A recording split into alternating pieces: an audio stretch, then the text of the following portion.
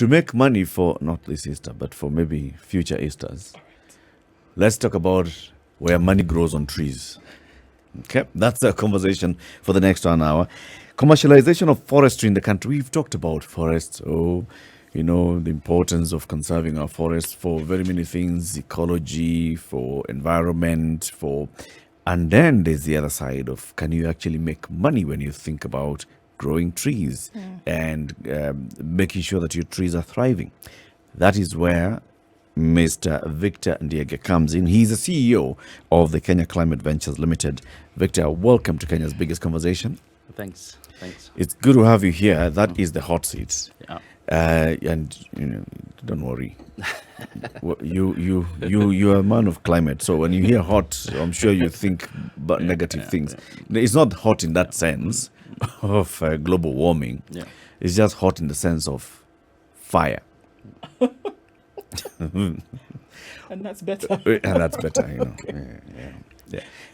Talking about forestry in the country, we have talked about this for our Kenya's forest cover, especially with the devolution and county governments encouraging people to plant trees, county governments encouraging people to then look at the areas where they can conserve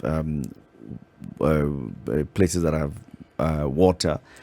Conversations about the type of trees to plant and where to plant them. There has been this heated conversation, for example, over the X number of years. I even remember when the late John Mishuki was the minister in charge of forestry, and he ordered the uprooting of certain types of trees. And he said, when these trees are planted here, they are impacting the environment and they are impacting the trees. In fact, let's start from that point.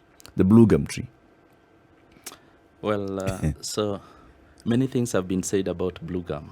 And I think what matters most is who is actually practicing. Yeah, because the most important data around the performance, the domestication and the performance of blue gum on field and on the farms has been about what experiences farmers have actually had with it. So, I mean, I will just give a bit of a background that indigenously blue gum is from Australia, and in Australia it grows. Just like any other vegetation.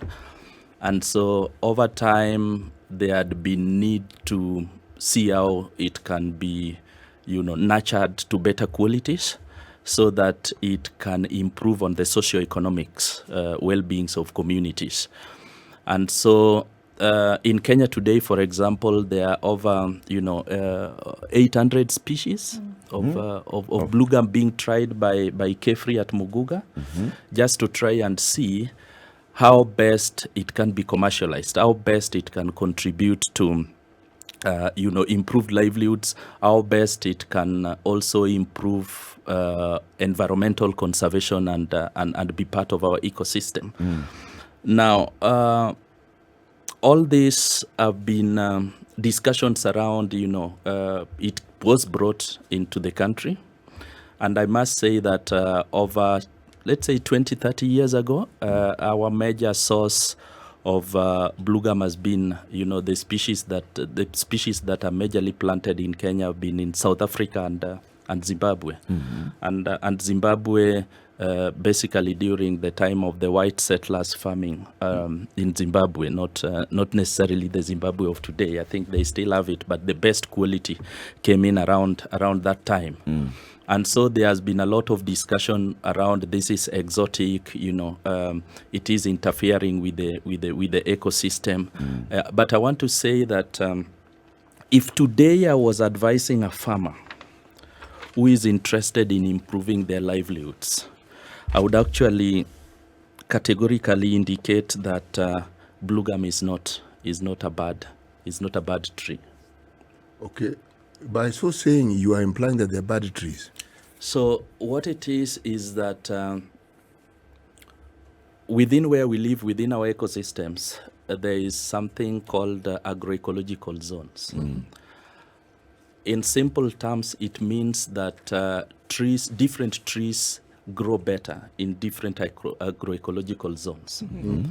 And so what matters is the choice of the tree species And what matters is how you manage your plantation. And the third item that matters is how you have matched that tree, to the site where you are going to plant it. So those three things are critical. Now, irrespective of what species, if you do a wrong match with the agroecological zone, it's a disaster. It doesn't benefit you. One, it doesn't benefit you, so you don't see the value of your effort. Two, it does not contribute immensely to what we now discuss in the context of climate action. Mitigation of effects of climate change. And so, in an overall sense, the ecosystem does not benefit. You don't benefit as a farmer as well. So that is just the bottom line.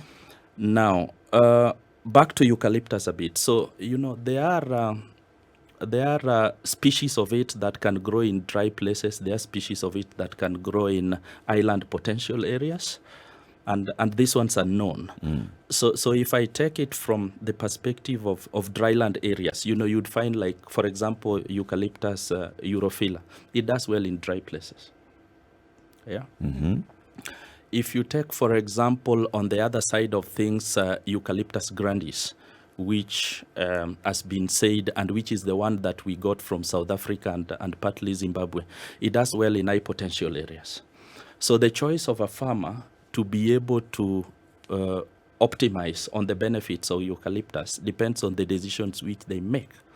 And to me, what I think has been important is that farmers, during that time when there was a lot of politics around eucalyptus, I think the economic benefits of eucalyptus were communicated much faster than the sensitization on what really farmers have to do so that they can reap the best benefit out of it. Okay. So then are you saying essentially that people were making the decision without this knowledge? So you end up going at a loss. Is that the case? Or the environment ends up going at a loss? Which one are we talking about here? So when you are investing in forestry, if you are investing in forestry, and if you are investing in any enterprise that involves direct exploitation of natural resources, there are decisions that you've got to make.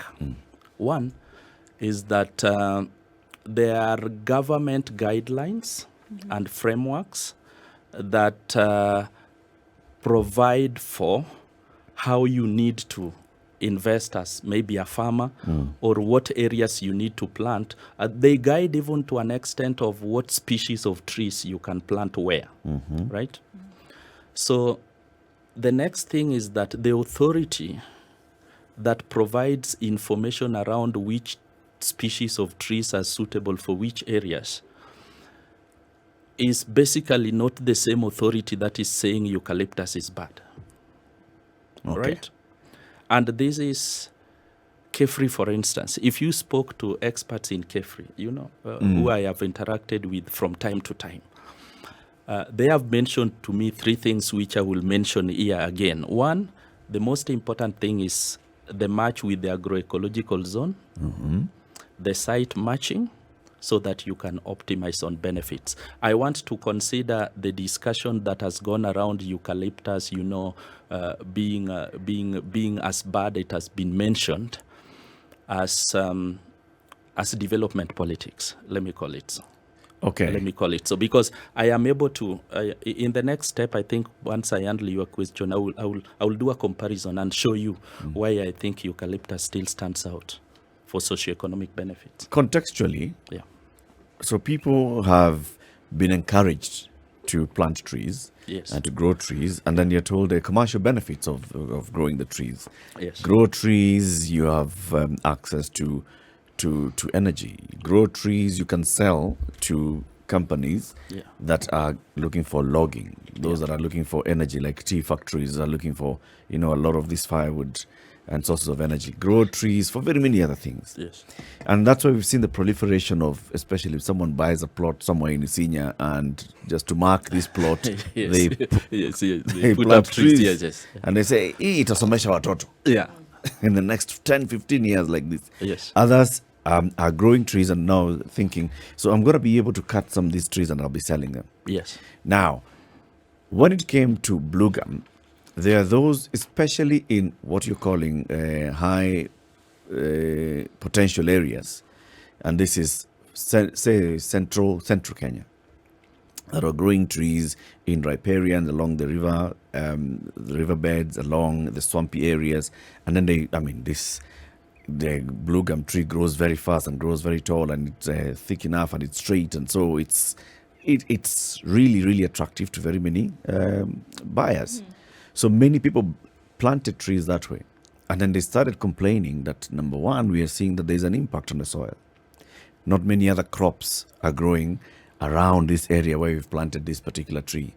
Even after we have cut down the trees, we are not able to grow crops around here. Yeah. And this is what you are calling now developmental politics. It got to a point where the minister said, people, along the riverbeds, no blue gum. You see, it is not only for eucalyptus. That's what I'm saying here.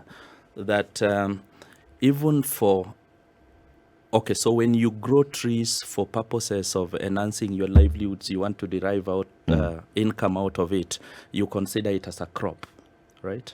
And you need to provide the husbandry that is required for the crop to give you maximum benefits. And part of what you decide is which is the best location for it. I want to say that eucalyptus is a fast growing tree. Yeah, it builds up a lot of biomass very quickly, and that's why its economic benefits are also immense. Yeah, but in a case where, just like if you grew a fast feeding crop, a crop that extracts a lot of nutrients from the soil, and then you harvest it, when you do a next round of another crop, if you don't increase the nutritive value of that soil, it won't do better. I mean, that is known. I mean, and that is about managing the cycle and the rotation, of either your plantation or your cropping cycles. So that's why I say it's not unique to eucalyptus. Okay. Right. That's number one. Number two is that if you make, as a farmer, if you make a choice to grow eucalyptus, it means it's the best option for you. And how you'd want to follow in the next cycle after harvest should actually be informed by what crop you are growing, which is in this case eucalyptus. So if the next crop does not perform better, it only means that the first crop that you grew extracted a lot of nutrients, and therefore you need to further fertilize the soil to be able to get a better yield for the next cycle of crops. So even if you just grew, let's say, all the tubers are heavy feeders of nutrients. Even if you just grew that and then you followed it with maize, you've got to possibly fertilize that soil again for you to get a better yield of maize. So in other words, what I'm saying is that all the reasons that, in my view, were put on the table against eucalyptus are not specific. Yeah, and they're not unique to eucalyptus as an option of livelihoods. That's what I'm putting on the table. Okay. And why I say that is, I want to give you a comparison. Victor today, the farmer, decides that I want to do a tree, on-farm tree, and I do a plantation. Let's say I do an acre or something. And then I want to decide between which one I want to plant. So I have an opportunity maybe to do, for example, cypress, or I have an opportunity to do grevillea, which is another species, and I have an opportunity to also look at eucalyptus. Yeah. So two factors stand out for eucalyptus. One is the versatility around agroecological zoning. I had already mentioned that, there are species that can do better in dry lands. There are species that can do better in high potential areas. You know. So if I am in those areas, then I have a choice to make. Yeah. Yes. But not only that, the product portfolio for eucalyptus is a bit broader than most of these trees. Yeah. You will get fuel wood. Yeah. You will get posts, let's say the fencing posts that are now currently, the treated posts that are being purchased. You will get poles for like electricity after some years, and you will eventually get timber. Out of the timber, you can still do the the block boards, you can still do the MDF and all these other things. So the product portfolio is a bit wider. And if you are a farmer that is looking at that value chain and you want to critically benefit from your crop, then those are some of the factors to consider. Now let's look at it in terms of maturity. Yeah. So in 5 years, within the 5 years, you'll already be harvesting fuel wood if you want. So if you want maybe to supply a school or the tea estates with fuel wood, you can harvest and sell it. This is from pruning the branches. This is from pruning the branches, but you can also just decide, I want to dedicate part of my farm, to create the correct spacing and therefore thin through. And just get what is crooked or what can supply fuel wood. You can still do that within the 5 years. Thereafter, you can get fencing posts, which is also of a great demand right now. I think a diameter of around 3/4, of a fencing post goes for around 3/4 inch. 3/4 inch, goes for around 450 to 500. No, 3/4 foot. 3/4 foot, sorry, goes for around 400 to 500 shillings, depending on where you are. Ish. And that is around I think that between 7 and 9 feet that tall. Retail or wholesale price? I mean, that is what you go to buy from the treatment point. Now, if it is being retailed, it's a different price depending on logistics. But I want to look at it, this farmer who supplies the processor, who actually treats the pole, you see. That is still within the growth spectrum of eucalyptus. And then make another step. And the other step is now between 7 to around 10 years. You are actually talking about poles that you can sell to KPLC, you can sell to any other off-grid power distributing company. Right now there are many decentralized power distribution off-grid power distribution points, and they need posts for this. You have seen concrete posts all over, so that indication that supply is not as much as the demand. So that's a spectrum. And then now get to the timber side of things. That's now, a fully now mature. That's now a fully mature. Right. Yeah. And fully mature at around 12, 15 years. If you compare that a bit to cypress, cypress will, if I remember well, will take around between 25, 30 years.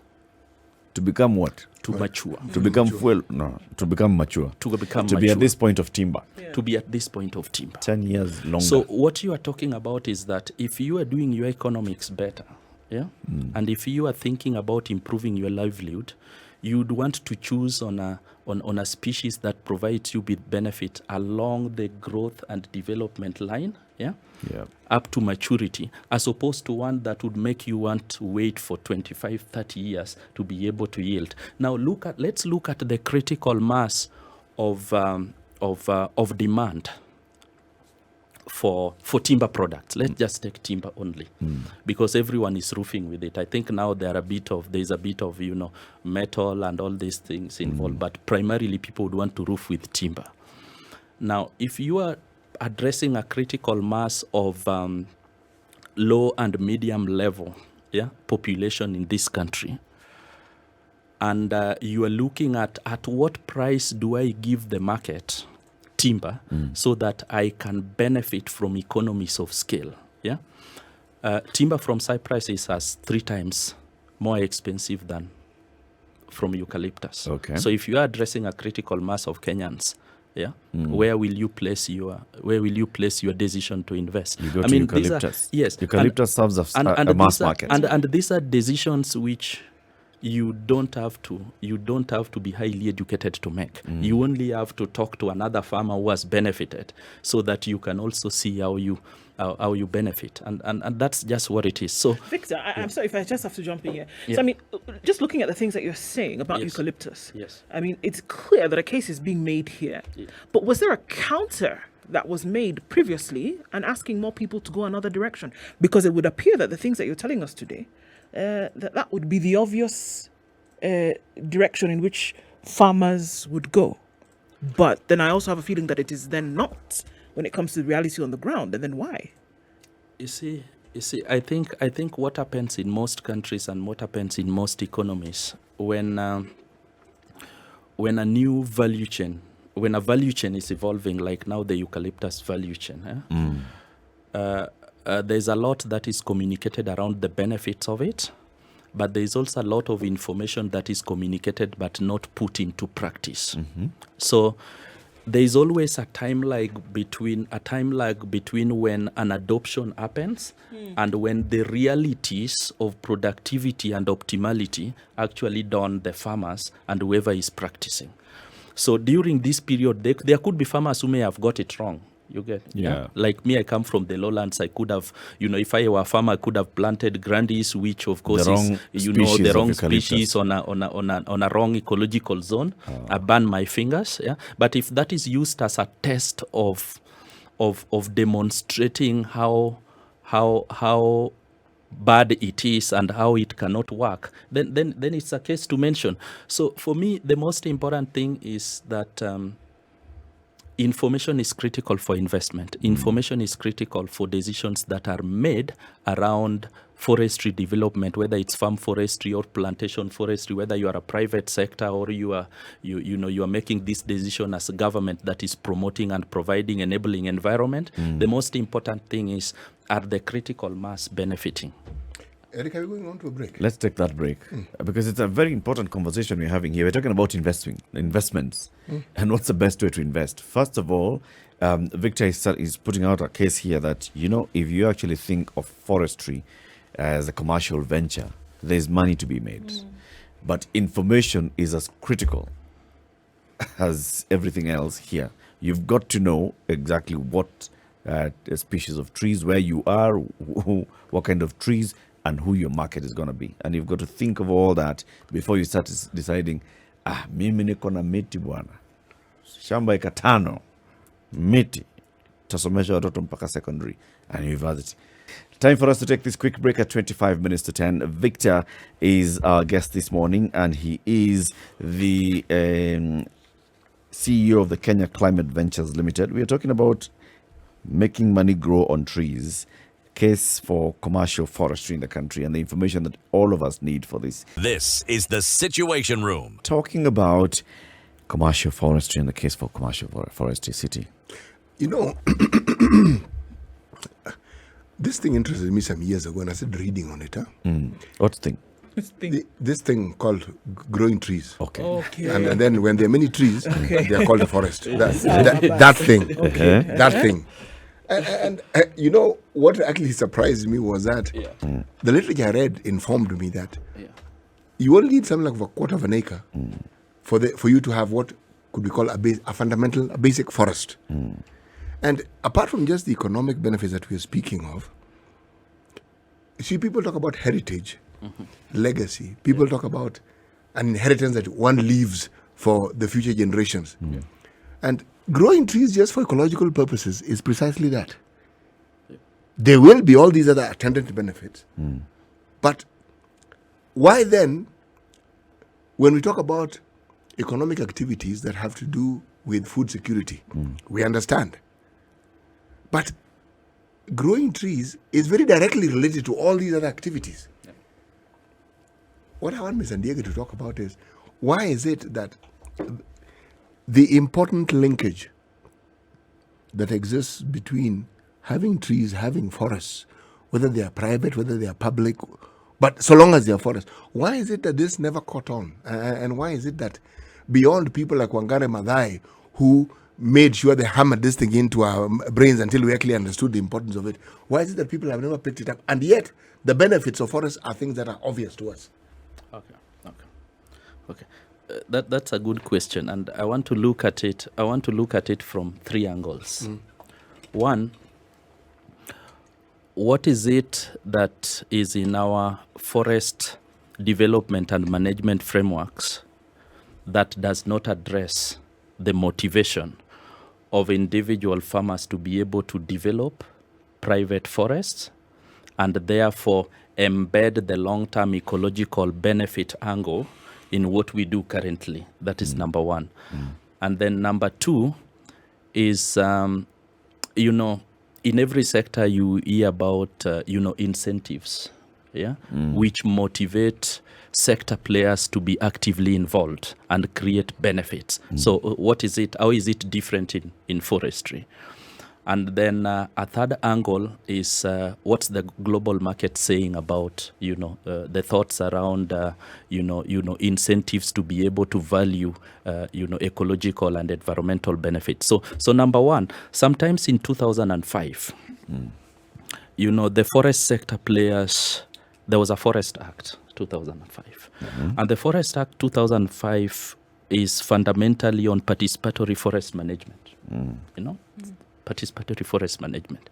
It said that communities living around forests should have an opportunity to utilize the forest resources as they conserve and protect the forest. Fundamentally, that's what it was. And then it created the Kenya Forest Service from the Forest Department. And the service was then looked at and from the perspective of, you know, a more participatory approach to engaging stakeholders to be able to conserve and benefit. Right?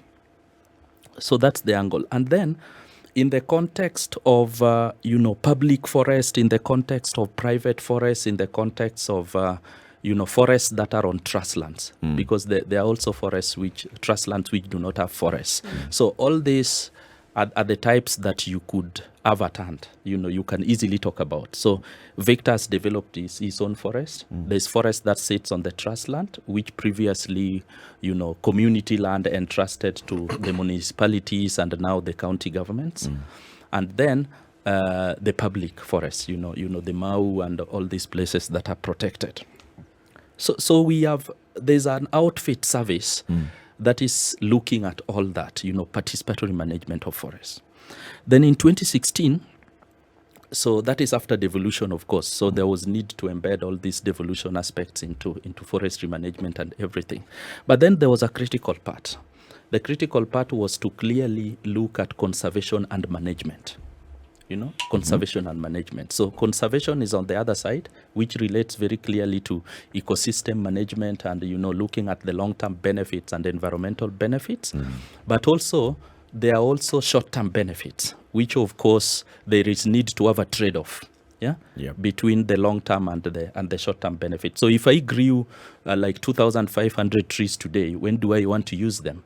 Do I want to have a forest for purposes of ecological and environmental benefits, or do I want to cut down my trees and make money and take my child to school? In most cases, the human mind is set for immediate and short-term benefits. Yes. That's how we operate as human beings, you know. We want have to make money. Our life is finite, Bwana. And you know it's realistic because you want to take your child to school, you want to eat, you want to access healthcare. All these are money, and you have to have a source of it. Now, this is what I see. I see just like other sectors.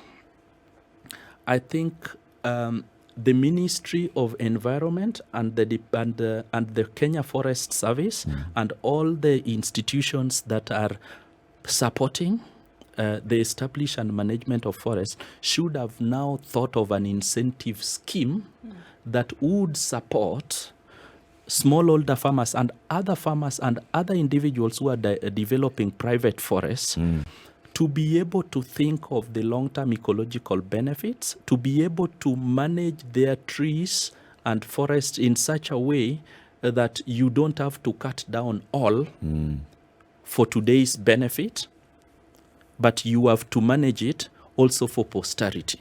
Now, so there has been a practice around sustainable utilization. It is in our frameworks. You know, you talk about, you know, the Forest Act 2005, sustainable utilization is there. 2016, sustainable utilization is there. But it is written.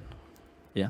So how does that translate, yeah, into a meaningful and practical incentive scheme that says we value ecological and environmental benefits just as much as we value the short and medium term economic needs and benefits that we can derive from our personal and private forests. And that is just about creating some sort of a fund, yeah, that can be able to drive an incentive and motivation for private sector and farmers like yourself, for instance, to be able to manage and look at their stance in a long term perspective. That is what I see. It's a mindset. Now it's a mindset. Shift. But now look at the private sector involvement in forest establishment and management. Yeah? The private sector's involvement right now is also more so directly related to the product portfolio that we spoke about. Yeah. And mostly that's where the money is. Yeah, That's where the money is. It's looking at the value chain and the supply chain. So the longest you could hold is probably, let's say, in the next 30 years. Yeah, and then you will harvest. So what is being practiced is sustainable harvesting, sustainable utilization of this forest, where if you cut down, you should have planted so that you have a sustainable rotation. But that is not the end game to the solution that provides the best ecosystem and ecological benefits. The incentive scheme works better. Now let's look at it globally. You have heard of carbon credits, for instance. Yep. In a simpler term, carbon credits is about benefiting on standing trees, benefiting on forest stands, where it is calculated in the context of the extent to which your trees or your forest can sequester carbon, can absorb carbon dioxide from the atmosphere, and then you are rewarded, with credit based on that, and that is some value of money that you can then appreciate the fact that the trees that you planted should continue standing as you continue benefiting. Yeah. But the carbon credit market, sometimes it's picking up, sometimes it's on the low. Yeah. And the standardization of it is still a question. It's more of development, driven. It has been politicized. And all these sorts of things. So as an investor, if you are an investor, it is very difficult to make your investment decisions based on that kind of incentive scheme. That's what I see. Yeah. And so it will still take a long time for us to value the ecosystem and environmental. Even at this time when climate action is on top of the table. But on simpler terms, I mean, forests have always had benefits that are simple to understand. Exactly. When you bring in carbon credits, you might as well bring in cryptocurrency. It's just as complicated to the simple mind, and yet it exists. Yeah. But to get some of these benefits understood, and to get people to understand that whatever they are doing is as beneficial to them as whatever other economic activity they may be involved in. Yes. I get a sense also as I listen to you, Victor, that as you're talking about how to incentivize the ordinary farmer to grow, conserve, and protect our forests, there's a mindset. There's a mindset in government that has also impacted or influenced how we are taught about forests. Forests, we know these are trees that are here 100 years. They've not been cut. They're Don't ever indigenous. touch them. There are others that are, don't ever touch them. You keep forests, don't cut trees. Cut a tree and you've got to ask the chief to give you permit to cut a tree. It's do not touch trees. And here are forests. So there is no incentive for me as a farmer to start developing a forest here. There are forests. There is a forest. We all know where the forest is. And there are guards with guns who guard that forest. So when you talk about forest, Don't touch. ni ya serikali. Yeah. how do we shift the mindset, even from government and policymakers, Yeah. so that, just like you're saying, Yeah. encourage people? Because can you imagine if people were just encouraged, grow trees, and there's a way Use them you'll for be you resource. grow trees, you'll make money out of them. As you're cutting trees, there are more trees Yes. in the village, Yes. and we've expanded the forest. But it doesn't appear like the government really looked at me planting trees as being part of contributing to forestry. You see, the government provides an enabling environment for this to happen. Yeah, and what I want to say is that sustainable utilization of forest resources has been encouraged to the extent that I think right now there's even an allowable concession, of certain of certain forest land and things like that to private sector to be able to develop. I mean, that is good enough, right? But the person who is left out in all these arrangements, and which of course is the critical population, who, if they developed a quarter an acre, half an acre, 2 acres, would create a significant, drive for afforestation, is the low and middle income farmers who are in the village. Yeah. Okay. I mean- The ones who are currently planting food for sustenance. That is it. Okay. I plant maize because I know I will get food. You will Yes. harvest. I will Yes. harvest. Yeah. I will get food. If I have more than enough, I will sell. I have The- some the- little the money. benefit is direct. That's where things are. Yeah.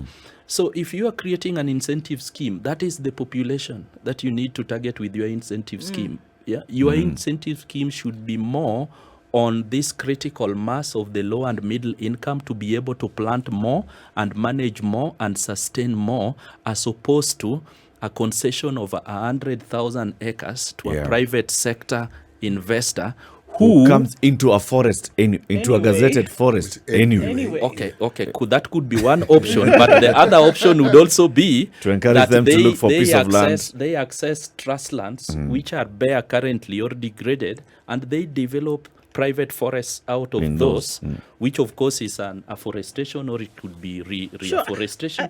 But the bottom line is a participatory approach to enhancing forest cover, a participatory approach to creating benefits out of commercial forestry, farm forestry, should actually be to incentivize the low and Even the middle mindset. income. That's why I asked the about the mindset mindset. thing. Because if you're talking about the mindset, and I mean, I sure you say there are more. The benefits to all of this clearly outweigh anything else, right? But then here you are saying incentivizing these communities, which we understand. But then also you're looking at the reasons as to why folks are farming whatever they're farming, whether it be maize, beans, potatoes. They're looking at feeding today. They're not looking at feeding 10 years. They're looking at, the next couple of weeks, months kind of thing. So here we are, and we're introducing something else that is going to take much longer, obviously, for you to see a benefit. Yeah. How would you then be able to communicate such benefits to them, to get them to understand that this is actually a beneficial thing for something that's going to take, you, obviously, 10 years to see the benefits? How then do you communicate something like that to them? So how I would communicate it is that it's the same. The talk is not enough. Yeah, coming to tell you how you will benefit in the next 10 years is not the only thing. Yeah, I need to show you how you will gradually benefit. Yeah, as you look at the longer term of 10, 15, 20, 30 years. Yeah, and that's why I go back to my earlier example that if I was to make a decision, and we were talking about eucalyptus, if I was to make a decision, even if I didn't want to cut down my entire plantation, if I was to make a decision between planting eucalyptus and planting another species, eucalyptus provides me with a greater product portfolio from day 1 or 2, from year 1 or 2 or 3 or 4, 5 of my plantation establishment, as opposed to the other another. varieties. Now, leave alone the planting alone. Yeah, leave alone the planting. Look at seedlings development. Yeah. And the business that goes into buying seeds, developing the seedlings, and selling. Right now, 5, 10 years ago, one seedling would go for 5 shillings. you know. Well, yeah, one. I think it's around one foot. Two would go for about 5 shillings. Right now, it's between 20 to 25 in certain places. And right now, it depends on where you have bought it, because there are also people who buy from the tree nurseries and hawk them along the roadsides. Yep. And so then the price goes higher and higher as you get along. That is already a part of the value chain that is already providing a lot of income. But then the question is how many people could be involved Yeah. in seedlings production? It's not much. I think the critical base is the number of low income and middle income farmers who can be involved in developing half an acre, quarter an acre, 1 acre private forest, yeah, and how they need to see that in the long term as they continue to benefit. That incentive scheme is there. Even if the government and other sector players would just want to choose that maybe for every tree that you have developed in your private land, I mean, it doesn't have to work straight like that. They can think about a better model. But as long as the farmer appreciates that if I don't cut down now, yeah, I still benefit. If I leave it for posterity, for ecosystem and environmental benefits, I will still be able to earn something from it. I mean, that's just how the spectrum. But if things are the way it is, I will plant my 5 acres of eucalyptus. I will cut it down for round poles, the posts that are used for roofing and all these small things, and I will start from day one again. Start again. And what does zero. that do to climate action and carbon sequestration? Doesn't it help basically much. doesn't help, because So we should look at it like a dairy cow. There's Something milk like that. throughout, there's manure throughout, and in the very end, you'll sell that cow. It'll be meat. Yeah. Eric, look at it even from the point of education. You take a child to nursery school. Yes. By the time they have any benefit to themselves, forget you. How many years is it? Yes. But you keep investing. But you keep investing. investing. And you keep getting something out of it as the child grows. We thank you very much, Victor, for coming. Victor Ndiege is the CEO of the Kenya Climate Ventures Limited. The case for commercial forestry, and he's made a very good case of it.